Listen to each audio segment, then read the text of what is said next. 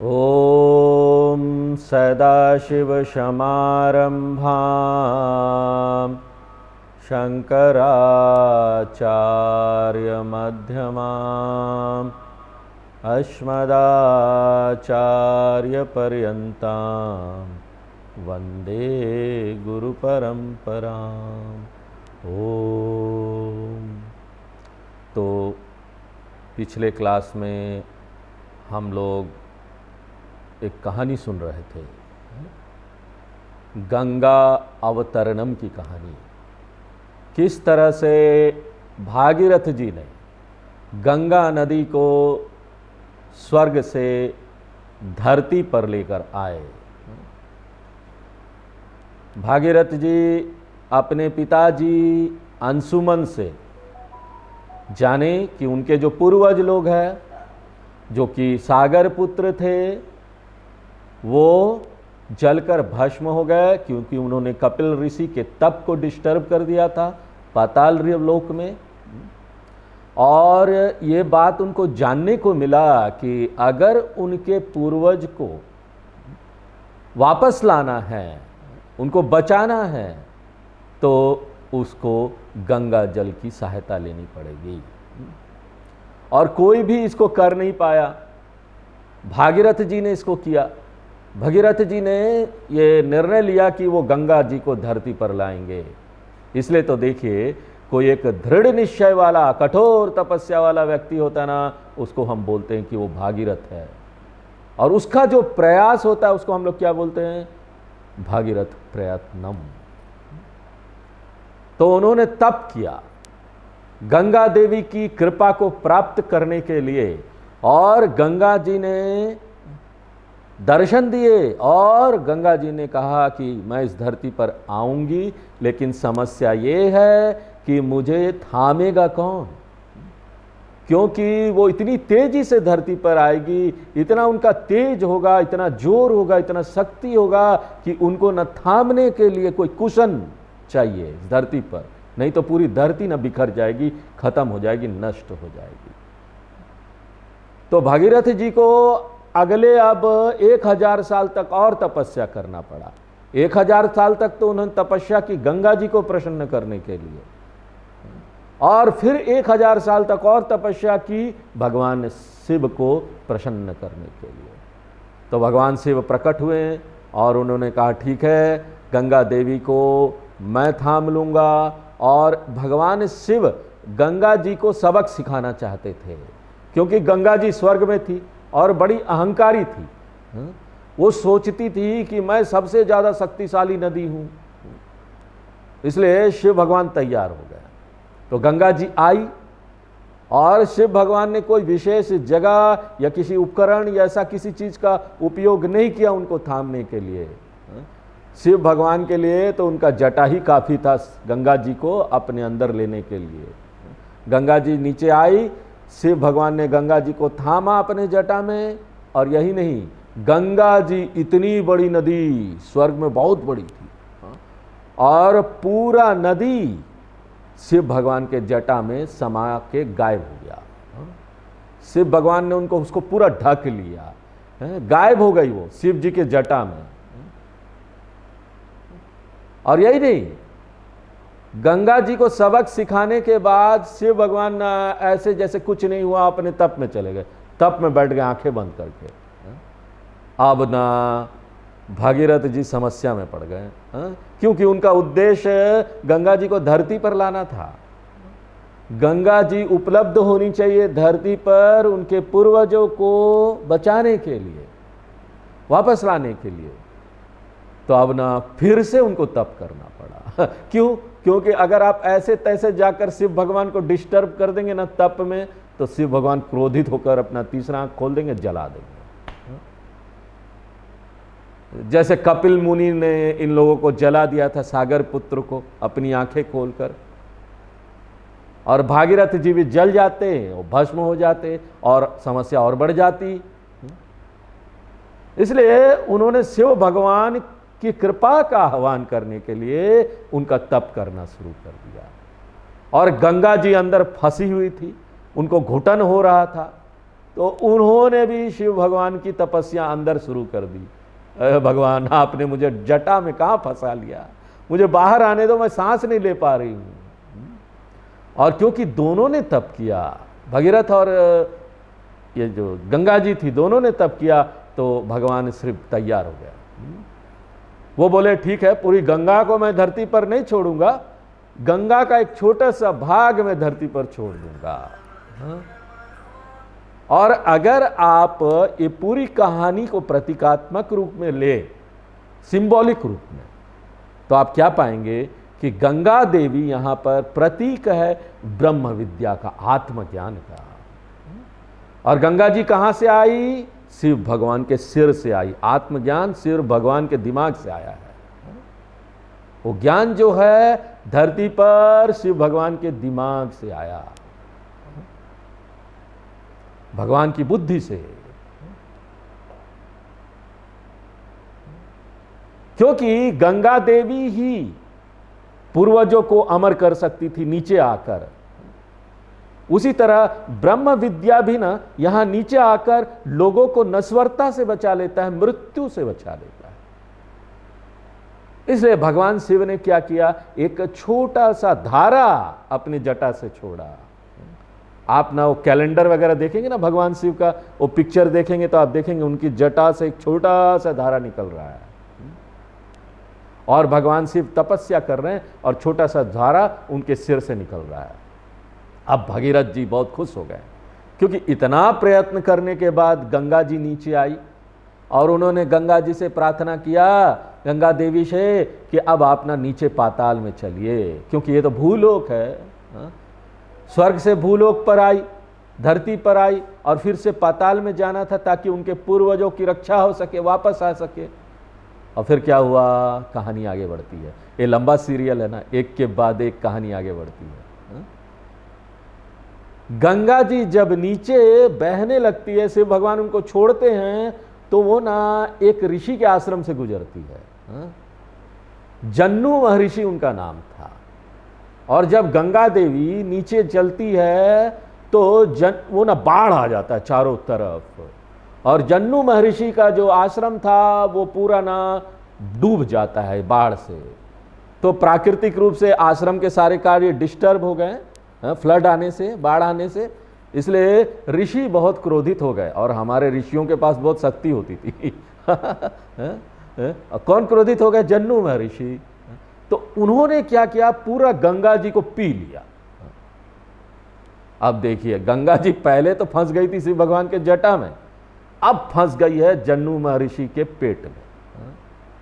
अब फिर से गंगा देवी को घुटन होने लगा। भागीरथ जी भी बड़े निराश हो गए, भाई वहां से निकाला, यहां लाया तो यहां फंस गई। क्योंकि वही गंगा जल उनके पूर्वजों को बचा सकता था।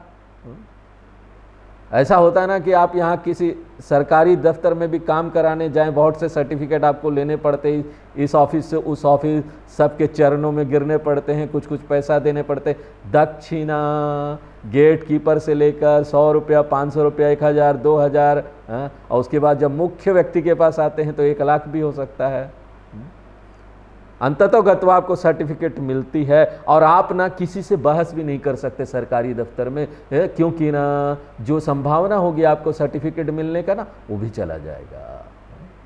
तो ना आपको झुक कर चलना पड़ता है। उसी तरीके से भागीरथ जी क्रोधित नहीं हो सकते थे कि अरे वहां से लाया, यहां फंस गया, अब यहाँ क्रोधित हो जाएंगे। नहीं, वो कुछ नहीं कर सकते थे, उनको झुकना पड़ा, तप करना पड़ा, फिर से तपस्या करनी पड़ी। क्यों? जन्नू महर्षि को खुश करने के लिए।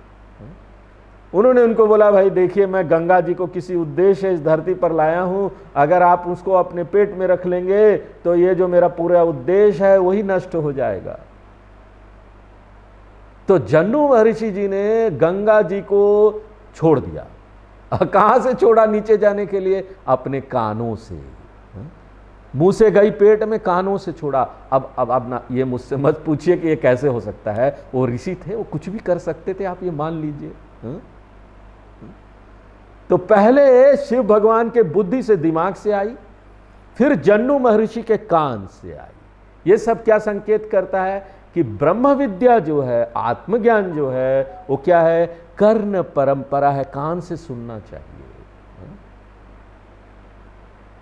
हेड से आई, सिर से आई और कर्ण से फिर निकली और फिर से सिर में जाएगी। इसी तरह से ब्रह्म विद्या फिर से किसी के कान में जाएगी। एक गुरु ने सुना, फिर उसने किसी को बताया, उसने अपने कान में सुना। तो यही है ब्रह्म विद्या की परंपरा। और क्योंकि गंगा देवी फिर से जन्नू महर्षि के कान से आई, तो गंगा जी का एक नाम जानवी भी है, उनको जानवी भी बोला जाता है। और यही चीज आगे हम देखेंगे 10वें अध्याय में गीता में। और उस समय मैं आपको ये कहानी फिर से नहीं बताऊंगा, बस आपको बस इंडिकेट कर दूंगा, तब आपको याद कर लेना चाहिए इस कहानी को। इसी अध्याय के 31वें श्लोक में आएगा, भगवान बोलेंगे स्रोत साम अस्मि जानवी। तब मैं बोल दूंगा भाई जानवी कौन है, आप समझ जाइए। स्रोत साम अस्मि जानवी ये आने वाला है। इसलिए मैंने सोचा कि पहले आपको पूरी कहानी बता देता हूं, फिर आपको जब उस आएगा, वो श्लोक आएगा, तो वहां पर बस आपको हिंट कर दूंगा कि ये कहानी आप याद कर लीजिए। अंततो गत्वा गंगा देवी नीचे पाताल लोक में आई और जितने भी सागर पुत्र थे, कितने थे? 60,000। 60,000 सागर पुत्र जो है वो बच गए। तो ये कहानी है गंगा अवतरणम की। और जहां पर ये सागर पुत्र लोग भस्म हो गए थे, वहां पर उसको बोलते हैं कपिलारण्यम। कपिला अरण्यम एक जगह है पाताल लोक में। कपिल ऋषि जी वहां पर तप किए थे। अब बात अलग है, हम यहाँ पर कुछ और आपको बताना चाहते। कांची मठ के परम आचार्य जी हुए। कांची मठ वो साउथ में है, शंकराचार्य जी ने तो उसको स्थापित किया। तो उनका कहना है कि ये जो कपिलारण्यम है ना, वही बोलते बोलते वो शब्द टूटते टूटते कपिलारण्यम कपिलारण्यम ऐसा बोलते बोलते ये आधुनिक कैलिफोर्निया बन गया, अमेरिका का। पाताल खोदते खोदते जाओ तो आप अमेरिका पहुंच जाएंगे इंडिया से उनका कहना है। अब मुझसे आप ये मत पूछिए अमेरिका क्या पाताल में है। तो कैलिफोर्निया कपिलारण्यम एक जैसा लगता है ना, बोलते बोलते हो गया। और अपनी बात को साबित करने के लिए कांची शंकराचार्य जी ये बोलते हैं कि कैलिफोर्निया के पास ही एक आइलैंड है जिसको बोलते एस आइलैंड। एस माने भस्म, क्योंकि वो 60,000 जो सागर पुत्र थे वो भस्म हो गए वहां पर, इसलिए उसका नाम पड़ा एस आइलैंड और कैलिफोर्निया। अब कोई अलग बात है, उनका ये बोलना है, उनका ये व्याख्या है। तो सागर पुत्र को बचा लिया गया। इसलिए देखिए ये समुद्र खोदते खोदते सब लोगों ने खोदा, सागर पुत्रों ने खोदा, इसलिए उसका नाम सागर पड़ गया। तो सर शाम अस्मि सागर, इसलिए हमने आपको ये कहानी बताई। कहाँ ये आता है? श्लोक नंबर 24 में दूसरे लाइन में अंतिम शब्द सागर। और इसी पर आधारित करके एक श्लोक भी है जो भर्तहरि जी ने लिखा है। प्रारभ्यते न खलु विघ्न भयेन नीचैः प्रारभ्य विघ्न विहिता विरमन्ति मध्या विघ्ने पुनः पुनरपि प्रतिहन्यमाना प्रारभ्य तु उत्तम जनाना परित्यज्यन्ति। 3 तरह के लोग होते हैं।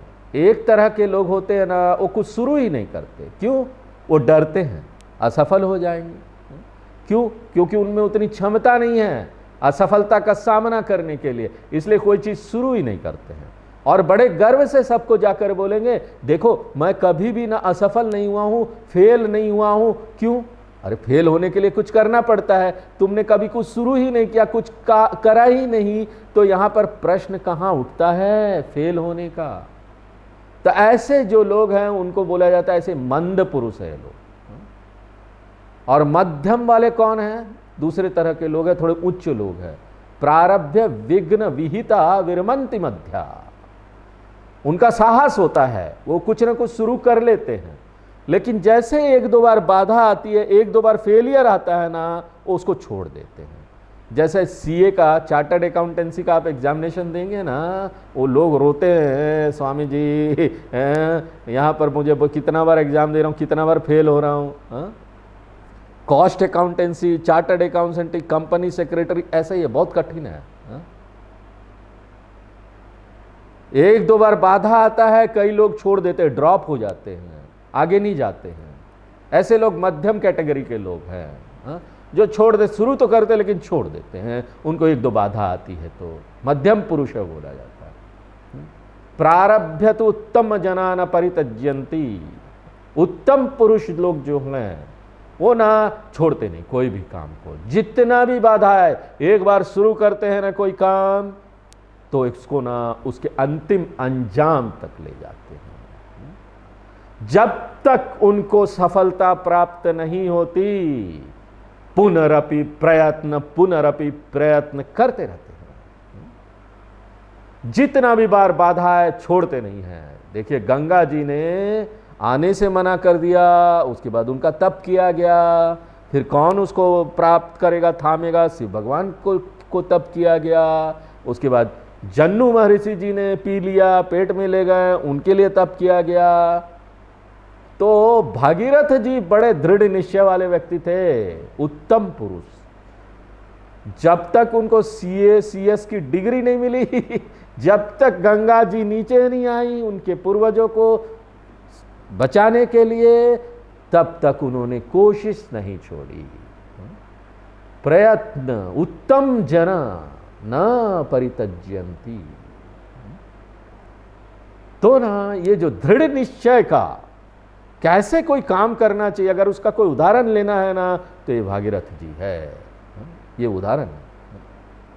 आइए 25 नंबर श्लोक पढ़ते हैं। महर्षिणां भृगुरहम्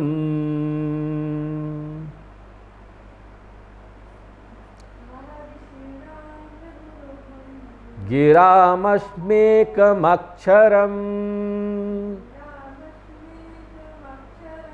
यज्ञानां जपयज्ञोऽस्मि स्थावराणां हिमालयः। तो महर्षिणां भृगुरहम्, यहाँ पर सप्त ऋषि जो कि बहुत प्रसिद्ध हैं, जो कि सीधे ब्रह्मा जी के मन से उपजे हैं, उनका जन्म हुआ है, इसलिए उनको मानस पुत्र भी बोला जाता है। और उन सप्त ऋषि में से भृगु जो है वो बहुत प्रसिद्ध है। हमने आपको पहले श्लोक जब इससे पहले बता रहे थे तो उसमें हमने बताया था, महर्षय सप्त पूर्वे चत्वारो मनवस्तथा। उसमें हमने आपको सप्त ऋषि का नाम भी दिया था। पहला नाम जो था वो भृगु है, भृगुम मरीचिम अत्रिच, इसलिए कृष्ण भगवान बोलते हैं ये ऋषि बहुत महान है, और उनमें से भी महान जो है वो भृगु है। तो वो जो भृगु ऋषि हैं वो मैं हूँ। और पुराणों में बहुत सी कहानियाँ आती है भृगु महर्षि को लेकर, और एक कहानी ये है कि भृगु महर्षि जो थे उन्होंने त्रिमूर्ति की परीक्षा ली। हमारे जो तीन भगवान हैं, ब्रह्मा विष्णु महेश, उनकी परीक्षा ली कि कौन सबसे धैर्यवान है, वो चेक करना चाहते थे। वो ब्रह्मा जी के पास गए, ब्रह्मा जी बड़े गुस्सा हो गए, झल्ला गए, और उसके बाद वो फिर शिव भगवान के पास गए। अब शिव भगवान की तो बोलिए मत, वो तो बहुत जल्दी क्रोधित हो जाते, गुस्सा हो जाते बिना किसी कारण से, और शिव भगवान को इसलिए रुद्र भी बोला जाता है। अपना क्रोध एकदम फट से आ जाता है। तो दोनों ना उनके एग्जाम में फेल हो गए, भृगु जी के एग्जाम में। उसके बाद वो विष्णु भगवान के पास गए और उनकी छाती में 1 लात मार दिया, विष्णु भगवान की छाती में। लेकिन गुस्सा होने के बदले विष्णु भगवान ने भृगु जी से पूछा, आपका पांव ठीक है महर्षि जी, दर्द तो नहीं हो रहा? और वो बोलते हैं एकमात्र इसी कारण से विष्णु जी की छाती में देखेंगे ना, उसका ना दागी पड़ा हुआ है, वो जो लात मारा गया था। अब कल्पना कीजिए ऐसा कोई व्यक्ति है जो त्रिमूर्ति की परीक्षा ले तो निश्चित रूप से वो बड़ा महान होगा, है ना, बहुत महान होगा। इसलिए ये जो भृगु ऋषि है, जो महान परीक्षा करता है, जिन्होंने परीक्षा लिया ये तीनों का, वो मैं हूं, भगवान बोलते हैं। गिरामश्मेकम अक्षरम, और जितना भी यहां पर शब्द है ना, उसमें मैं ओमकार हूं, एकम अक्षरम। जितने भी शब्द हैं एक अक्षरों का, यहां उसमें एक अक्षर जो है वो क्या है, ओम। और क्यों हम बोलते हैं ओमकार महान है, महान शब्द है, क्योंकि ना ओमकार जो है ना पूरे वेदों का सार है। तैत्तिरीय उपनिषद का मंत्र आता है, यच्छंद्रम सामृषभो विश्वरूपः छंदोभ्योध्य मृतात् संबभूव समेन्द्रो मेधया स्पृणोतु। जिस तरह से हम यहाँ पर मथते हैं, मक्खन निकालते हैं, दूध को, मक्खन को मथ के, उसी तरीके से यहाँ पर देवताओं ने भी क्षीर सागर को, समुद्र को मथा, वहाँ से अमृत निकाला। उसी तरीके से ब्रह्मा जी ने ओमकार को मथा और ओमकार से वो मक्खन ओम निकाला। इसलिए ओमकार जो है वो क्या है, वेद का सार है। और इसलिए ये बहुत ही प्रभावी मंत्र है। सभी कर्मकांडों में, सभी कर्मकांड जितने भी वैदिक कर्मकांड है ना, उसमें इसका उपयोग होता है। तैत्तिरीय उपनिषद में आता है, ओमिति सामानि गायन्ति ओगुम सोमिति शस्त्राणि सगुम संति। वेद का पाठ करने के लिए पहला जो शब्द हम यहां बोलते हैं वो है ओम श्री गुरुभ्यो नमः। जितने भी यहां कर्मकांड है, पहला शब्द जो हम बोलते हैं ओम बोलते हैं, ओम से शुरू करते हैं। कोई भी उपासना करते ओम से शुरू करते हैं, कोई भी ध्यान करते हैं ओमकार का उपयोग करते हैं। ये एक आलंबन है, प्रतीक है, सिंबल है। कर्मकांड में ओमकार का उपयोग होता है, उपासना कांड में ओमकार का उपयोग होता है। यहां तक कि हम गीता पढ़ रहे हैं, उपनिषद पढ़ रहे हैं, हम ओम से शुरू करते हैं उसको। ओमकार आत्मज्ञान के लिए भी हम प्रयोग कर रहे हैं, अपने बारे में खोज करने के लिए भी। इसे पूरा जो मांडुक्य उपनिषद जो पूरा है ना, ओमकार विचार है। ओमकार विचार के माध्यम से हम उस सत्य पर आते हैं। मांडुक्य उपनिषद में, मांडुक्य उपनिषद शुरू ही होता है ओमित्येतद् अक्षरम इदगुम सर्वम तस्यो व्याख्यानम। ओमकार सिर्फ सार ही नहीं है पूरे वेद का, ओमकार पूरी सृष्टि का सार है। भूतम भवत्य भविष्यति सर्वम ओमकारा एवः। इसलिए ज्ञान कांड में ओमकार महत्वपूर्ण है, उपासना कांड में ओमकार का उपयोग होता है, कर्म कांड में ओमकार का उपयोग होता है। इसलिए ओमकार जो है ना सबसे महत्वपूर्ण मंत्र है। इसलिए हम ओम से शुरू करते हैं, ओम से कोई भी कार्य को खत्म करते हैं। हमारा प्रवचन भी ओम से शुरू होता है, ओम से समाप्त होता है। तो कृष्ण भगवान बोलते हैं, इन सभी शब्दों में मैं सबसे महत्वपूर्ण और पवित्र शब्द ओमकार हूं। तो गिरम का क्या अर्थ है? इन सभी शब्दों में, शब्दों, गिरम बहुत सारे शब्द, इन सब शब्दों में मैं ये ओमकार हूं। उसके बाद भगवान बोलते हैं, यज्ञानाम जप यज्ञ अस्मि। जितने भी यहाँ पर धार्मिक साधना है ना, जितने भी यहाँ पर आध्यात्मिक साधना है, उनमें से मैं जप यज्ञ हूँ। और क्यों कृष्ण भगवान जप यज्ञ को चुन रहे हैं? क्योंकि यही एकमात्र साधना है जिसको ना सभी लोग कर सकते, कोई भी लोग हो, किसी भी उम्र का हो, किसी भी वर्ण में हो, किसी भी आश्रम में हो, क्षत्रिय हो, ब्राह्मण हो, शूद्र हो, कोई हो, वैश्य हो, गृहस्थ हो, ब्रह्मचारी हो, सन्यासी हो, वानप्रस्थी हो, कोई यहां पर रेस्ट्रिक्शन नहीं है। सब लोगों के लिए जप यज्ञ है, कोई भी इसका साधना कर सकता है। जबकि आप दूसरे और यज्ञ करेंगे ना, वेदों में दिया गया है, उसमें बहुत रेस्ट्रिक्शन है, बहुत सारे शर्तें दी गई है। अगर आप अग्निहोत्र यज्ञ करेंगे तो बोला जाता है कि वो सिर्फ गृहस्थ कर सकते, वेद बोलते। ब्रह्मचारी और सन्यासी अग्निहोत्र यज्ञ नहीं कर सकता। अगर आप राजसू यज्ञ करना चाहें तो सिर्फ क्षत्रिय कर सकते हैं, ब्राह्मण नहीं कर सकते हैं। और यहां पर बहुत सारे कर्मकांड है जो कि उपनयन संस्कार के बाद ही आप कर सकते हैं, उससे पहले नहीं कर सकते। गायत्री मंत्र आप नहीं बोल सकते बिना उपनयन संस्कार के। तो यहां पर इसके लिए मनाही है, बहुत सारी चीजों के लिए मनाही है। ये कर सकता, वो नहीं कर सकता, ये वर्णों पर आधारित है, कुछ आश्रम पर आधारित है, कुछ उपनयन संस्कारों पर आधारित है, कुछ पुरुष लोग कर सकते महिला नहीं, कुछ महिला कर सकते पुरुष नहीं। जबकि जप यज्ञ क्या है, ये कोई भी कर सकता है, सबके लिए खुला है। ये यूनिवर्सल साधना है, इसलिए ये महान साधना है। और दूसरा क्या लाभ है इसका? इसका लाभ दूसरा ये है कि इसको आप ना एक विशेष जगह या एक विशेष समय पर करने की ना इसको जरूरत नहीं है, आप इसको कहीं भी कर सकते हैं।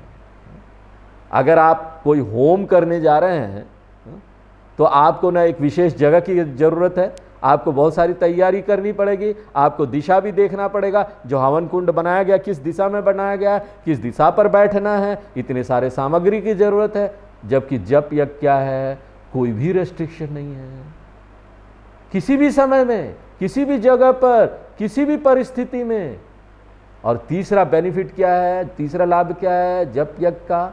उसमें कोई हिंसा नहीं है, कोई प्रयत्न नहीं है। क्योंकि देखिए बहुत सारे यहाँ पर वैदिक सैक्रिफाइस आती है, बलियां आती, उसमें बलि देना पड़ता है, जानवरों की बलि भी बताया गया वेदों में। और इसके कारण कई लोग डिस्टर्ब हो जाते, वेद छोड़ देते, वो हिंदू धर्म को भी छोड़ देते हैं, जानवरों की बलि। ये जो भगवान बुद्ध थे, उन्होंने वेदों में इसी चीज को देखकर उन्होंने छोड़ दिया हिंदू धर्म। वो पढ़े थे वेद, वो वेद पढ़े, लेकिन जब उन्होंने देखा कि वेद में जानवरों की बलि के बारे में दिया गया है, तो वो उसको पचा नहीं पाए। बहुत लोग इसको पचा नहीं पाते। तो यहां पर बहुत सारे कर्मकांड है जहां पर हिंसा होता है। और अगर जानवरों की बलि की बात नहीं भी की गई है ना, तब भी ना यहाँ पर बहुत सारे कर्म कांड है जिसमें आपको ना पीड़ा सहना पड़ेगा, आपको आपके अपने शरीर को पीड़ा देना पड़ेगा। उपवास कीजिए, पूरा दिन खाना नहीं खाया, पेट गुड़ गुड़ गुड़ गुड़ कर रहा है, पीड़ा सह रहे हैं आप, फिर भी उपवास में हैं। सुबह उठिए, सुबह उठ के नमस्कार करना है, सुबह उठने का पीड़ा, ये करना है, वो करना है। और जब आप पूजा करने बैठते हैं, पंडित जी कितनी सारी चीजें बताएंगे। एक तो आपको नीचे बैठना है, ऊपर से बार बार हवन करने के लिए उठना पड़ेगा ऐसे से। हमारे लिए तो उठना बैठना ही प्रोजेक्ट है इस उम्र में। उठ बैठ गए तो सोचना पड़ता है कि कैसे उठेंगे। तो ये सारा चीज क्या होता है, अपने साथ हिंसा है, बहुत प्रयत्न है, बहुत पीड़ा देते हैं अपने शरीर को। लेकिन जप यज्ञ में क्या है, कोई हिंसा नहीं, बैठे बैठे कीजिए, लेटे लेटे कीजिए। तो ये तीसरा लाभ है, ये सार्वभौम है। इसका अभ्यास आप कहीं भी कर सकते हैं, किसी भी परिस्थिति में कर सकते हैं, किसी भी समय कर सकते हैं, इसमें कोई हिंसा नहीं है। और अंततोगत्वा और बहुत महत्वपूर्ण जो है ना, बहुत महत्वपूर्ण क्या है मालूम है, ये सबसे ज्यादा प्रैक्टिकल है। लोग बोलते हैं ना प्रैक्टिकल होना चाहिए, मोस्ट प्रैक्टिकल है, व्यवहारिक है। क्यों? 1 रुपया का भी खर्चा नहीं है इसमें। कोई भी कर्मकांड आप करने जाइए, रुद्राभिषेक ही कर लीजिए, आजकल 5 से 10 हजार रुपया खर्च हो जाते हैं, पैसा खर्च करना पड़ता है।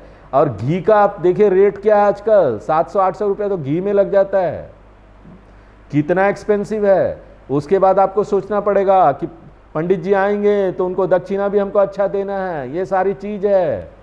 लेकिन जप यज्ञ में क्या है, आपको सिर्फ अपने मुंह का उपयोग करना है, अपने वाग इंद्रिय, बोलने की इंद्रियों का उपयोग करना है। और उसमें तो हम लोग एक्सपर्ट है ना, सब लोग बोलना चाहते हैं। बैठ जाइए तो कई लोग होते हैं बंद ही नहीं करते, बोलते जाते बोलते जाते। तो बोलने में तो हम लोग एक्सपर्ट हैं ही, तो हम लोग आसानी से अपना मुंह का उपयोग कर सकते हैं। तो अच्छा होगा ना, इधर उधर की बातें जो हम करते रहते हैं बैठकर, इधर उधर की गपशप की बातें, कभी इसको फोन किया कभी उसको फोन किया, चल रहा है बात 1 घंटे तक। हाँ? अरे उसी जगह पर आप बैठ के ओम नमः शिवाय का इतना देर जप कर लीजिए, ओम नमो नारायण का जप कर लीजिए। तो ये क्या है, सबसे सस्ता यज्ञ है। सस्ता क्या, पैसा तो कुछ लगता ही नहीं है। हा? और साथ साथ पैसा नहीं लग रहा इसका मतलब ये प्रभावी नहीं है, ऐसा नहीं है। ये ना दूसरे और कर्म कांड से सबसे ज्यादा प्रभावी है, सबसे ज्यादा शक्तिशाली है। इसलिए बोला जाता है वो व्यक्ति जो वैदिक है, जो वैदिक कल्चर में जिसका जन्म हुआ है, जिसने जन्म लिया है, कम से कम उसको एक साधना जप का तो करना ही चाहिए। अगर आप कोई और धार्मिक अनुशासन नहीं कर सकते तो कम से कम जप तो कर ही सकते हैं। आप उपवास नहीं रख सकते एकादशी का, क्यों, स्वास्थ्य कारण है, आपको गैस हो जाता है, कुछ हो जाता है, दूसरे और हेल्थ रीजन है। और दूसरे और साधना भी आप नहीं कर सकते क्योंकि आप काम बहुत करते, सुबह ऑफिस जाते, शाम को आते, थक गए। और कई बार तो लोग गरीब होते हैं, पैसे का कारण है, दूसरी और साधना नहीं कर सकते, भागवत नहीं करा सकते, पैसे लगते हैं, कोई यज्ञ नहीं करा सकते। हमारे शास्त्र बोलते हैं सबसे कम से कम जो ऐसी साधना है ना, जो सब लोग कर सकते हैं, वो जप है। कोई भी नाम ले लीजिए भगवान का, 108 बार कम से कम। जप्ये नैव तु संसिध्ये, ये जप ही अकेला आपको पात्रता प्रदान कर सकता है। तत्वबोध में हम लोग देखें ना, आत्मज्ञान के लिए 4 पात्रता चाहिए, साधन चतुष्ट संपत्ति, ये सिर्फ जप से आ सकता है। इतनी महान साधना है ये। इसलिए तो जप की परिभाषा क्या देते हैं यहाँ पर हमारे जो परंपरा में, वो क्या है, जकारो जन्म विच्छेद, पकारः पाप नाशन, जन्म पाप हरो यस्मात्, जपी जप इति उच्यते बुधैहि। जप में 2 शब्द है। पहला शब्द जा, उसका अर्थ है जन्म विच्छेद, आपके जन्म मरण का जो चक्कर है ना, खत्म। और दूसरा जो शब्द है ना, पकारः पाप नाशना, जन्म पाप हरो यस्मात्। ये जो साधना है वो आपके सभी पापों को नष्ट करके आपको ये जो संसार रूपी चक्र है उससे बाहर निकाल लेगी। इसी को जप बोलते हैं, जप इति उच्यते बुधैहि। इसलिए जप जो है वो महान साधना है। हम जप जप जप जप जप बोल रहे हैं, जप है क्या? जप यानी कोई भी एक शब्द को बार बार दोहराना, शब्द हो, वाक्य हो, उसको बार बार दोहराना। जप और पाठ में बहुत अंतर है। जप पाठ नहीं है। पाठ में आप उसी चीजों को दोहराते नहीं हैं, आप सीधे सीधे पढ़ते जाते हैं। जैसे अभी हमने पाठ किया ना महिषासुर मर्दनी स्तोत्रम का, वो जप नहीं था, उसको पाठ बोलेंगे। हम उसमें रिपीट नहीं करते हैं। अब हम यहाँ गीता भी पढ़ेंगे, गीता का पाठ करते, जब उनके हम श्लोक को पढ़ते हैं ना, वो पाठ है, वो जप नहीं है, क्योंकि आप उसको एक ही बार बोलते हैं। जब किसी चीज को एक ही बार बोलते हैं, दोहराते नहीं हैं, तो उसको पाठ बोलते हैं। लेकिन जप में आप आवृत्ति करते हैं, एक ही शब्द का या कुछ एक शब्द है वाक्य का आवृत्ति करते हैं, तो इसको जप बोलते हैं। तो आज हम यहीं पर विराम देते हैं, आगे फिर नेक्स्ट क्लास में देखेंगे।